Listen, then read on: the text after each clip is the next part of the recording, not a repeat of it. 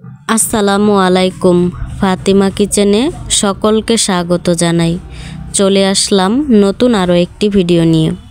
আজ আমি পাকা টমেটো দিয়ে ডিম ভুনা করব। প্রথমে ডিমগুলো সিদ্ধ করে হালকা ব্রাউন কালার করে ভেজে নেব। তারপরে পেঁয়াজ কুচি করে রেখেছিলাম, পেঁয়াজ ভেজে নেব। বেশি কড়া করে ভাজতে যাব না, হালকা করে ভাজবো। সাথে টমেটো কুচি করে রাখা ছিল, টমেটোগুলো দিয়ে দিলাম। এখন পেঁয়াজ টমেটো একসাথে ভাজি করে নেব।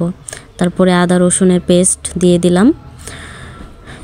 এখন গরম মশলা, সাথে হলুদের গুঁড়া, মরিচের গুঁড়া, লবণ আর টেস্ট বাড়ানোর জন্য কাঁচামরিচ অ্যাড করে দিছি। একটু পানি দিয়ে নিলাম ভালো করে মশলাটা কষিয়ে নেওয়ার জন্য। তো মশলাটা কষানো হয়ে গেছে, এখন ডিমগুলো দিয়ে দেব। ডিমগুলো আমি কিন্তু কড়া করে ভাজিনি, হালকা করে ভেজেছি, তাতে কালারটা সুন্দর আসবে। সাথে ডাউল করে নিয়েছিলাম, ডাউলটা বাগার দিয়ে নিলাম। তো দেখো ডিম ভুনাটা কি সুন্দর একটা কালার আসছে। অবশ্যই সবাই একবার ট্রাই করে দেখতে পারো।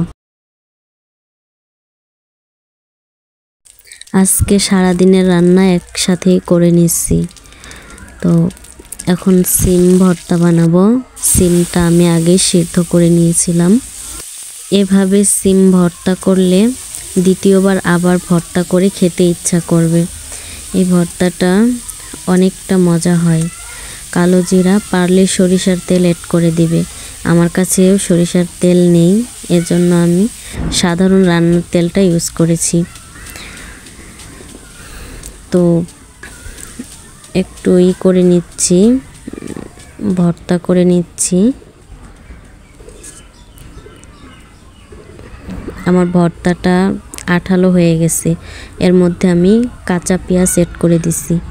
কাঁচা পেঁয়াজ দিলে ভর্তাটা অন্যরকম একটা স্বাদ আসে। তো আজকে বেগুন ভাজি, ডাউল, ডিম, সিম ভর্তা। আমার রান্না কমপ্লিট।